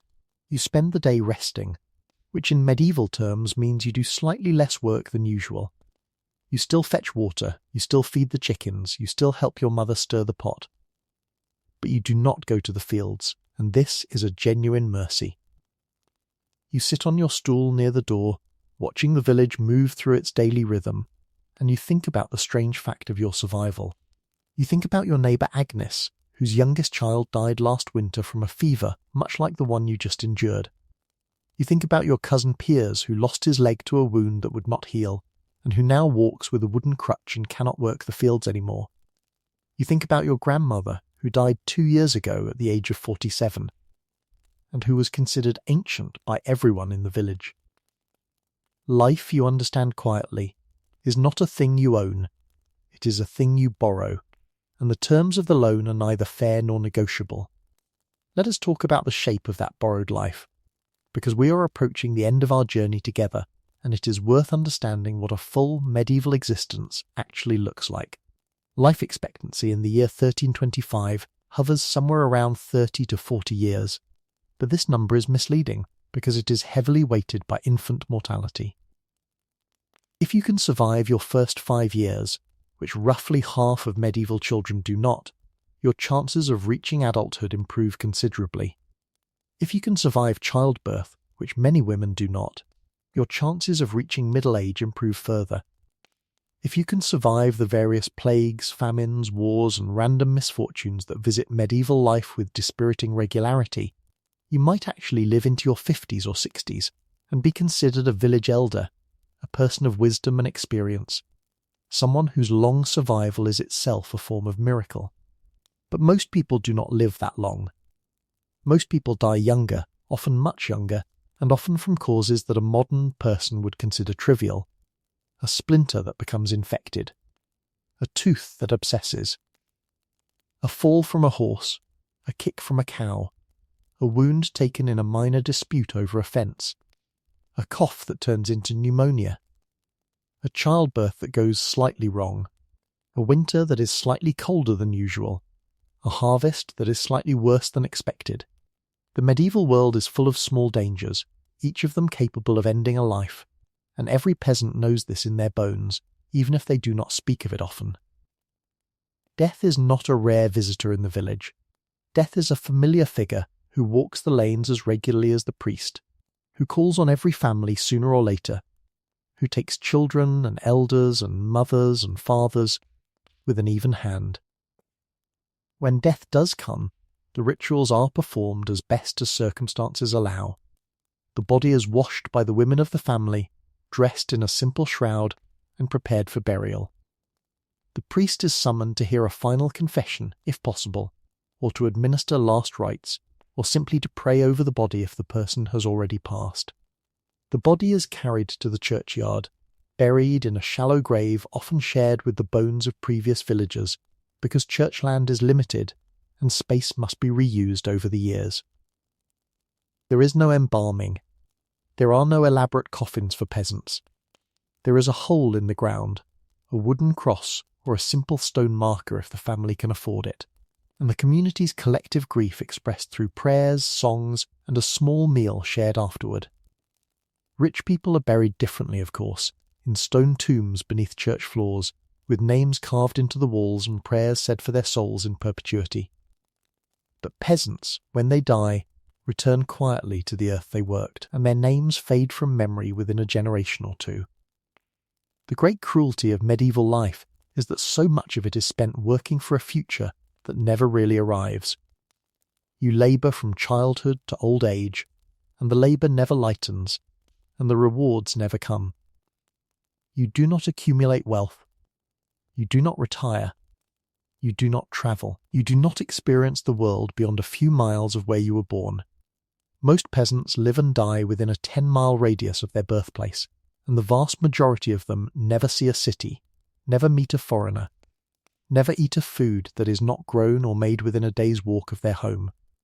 Their entire world is the village, the church, the fields, the forest, and the small handful of people who make up their community. This can be a source of comfort in its way. Everyone knows everyone. Everyone shares the same struggles. Everyone understands the same rhythms. But it is also a source of profound limitation. There is nowhere to go. There is nothing to become. There is only what you already are, doing what your parents did, until the day it is your turn to lie down in the churchyard. And yet, and this is the part of the medieval story that surprises modern observers most, people still find joy. People still laugh. People still fall in love. People still tell stories around the fire at night, still sing songs at weddings, still dance at harvest festivals, still play games with their children, still find small tender moments in the midst of the brutal endurance of daily life. The medieval world is not one long, unrelieved suffering. It is a world with its own textures, its own pleasures, its own quiet triumphs. A well-brewed cup of ale on a cold evening is a genuine delight. A visit from a wandering minstrel is an event that the village talks about for months. A successful harvest is celebrated with feasting, dancing, music, and enough beer to soften the hardest edges of the year. A wedding is an explosion of colour and laughter and family and hope.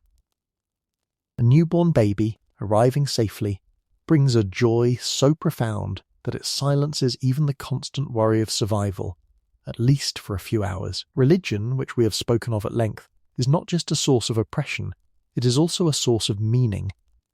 The church provides structure, the saints provide company. The rituals of the year, from Advent to Christmas to Lent to Easter to Pentecost to the harvest feasts, mark time in a way that gives even the poorest peasant a sense of belonging to something larger than themselves. The knowledge that suffering has a purpose, that death is not the end, that heaven awaits those who endure with faith, is a genuine comfort in a world where suffering and death are so common. Whether one believes in the theology or not, the psychological function of medieval Christianity is enormous, and it holds together a society that would otherwise have very little else to hold on to. Community is another quiet source of strength. In modern life, we speak of loneliness as a growing epidemic, of isolation as a modern affliction. In medieval life, loneliness is nearly impossible. You are surrounded, constantly, by family, by neighbours, by fellow villagers who have known you since you were born and will know your children and your children's children.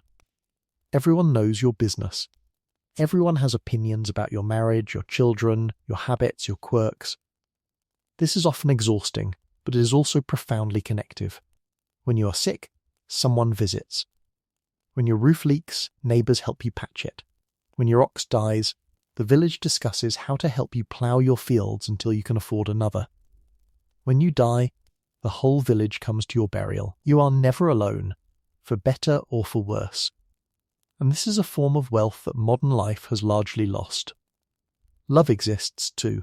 Marriages in medieval Europe are often arranged, based on land, labour, family alliances, and practical considerations, but love blossoms within them nonetheless. Couples who begin as strangers become partners, then companions, then something deeper. Parents love their children fiercely, even knowing that half of them may not survive. Friendships form and endure. Rivalries develop and settle. The full range of human emotional life plays out in the medieval village, just as it does in any human community, and the depth of feeling is no less real for being surrounded by hardship. Perhaps it is more real, in some ways.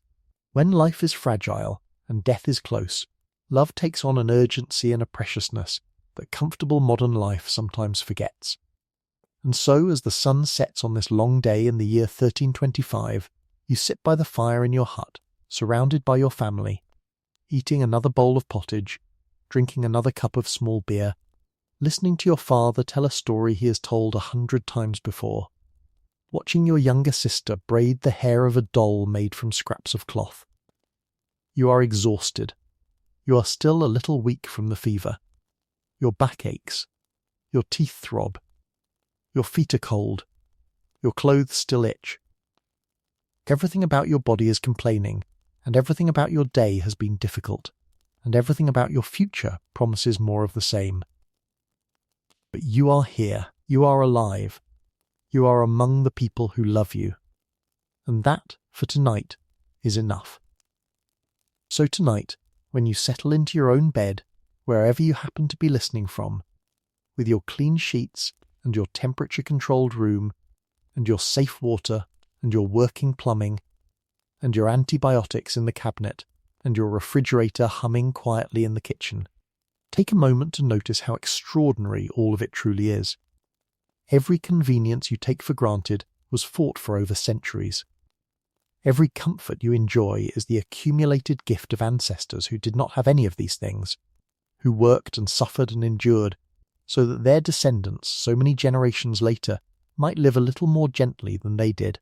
You are not just resting in your bed. You are resting on the quiet triumph of 1,000 years of human progress, on the invisible foundation of every peasant who woke up to a straw mattress full of fleas and still, somehow, kept going. Sleep well tonight. The medieval world is far behind us now. The fire is banked. The animals are quiet. The bells have stopped ringing. And whatever tomorrow brings, it will not bring pottage. Thank you for staying with me through this long journey. If you enjoyed tonight's story, please consider leaving a like on the video, and subscribe only if you genuinely want to hear more nights like this. Share in the comments where you were listening from tonight, and what time it was for you when the story finally lulled you towards sleep. And now, dim the lights a little further, close your eyes, and let the modern world hold you gently until morning. Good night. Peace.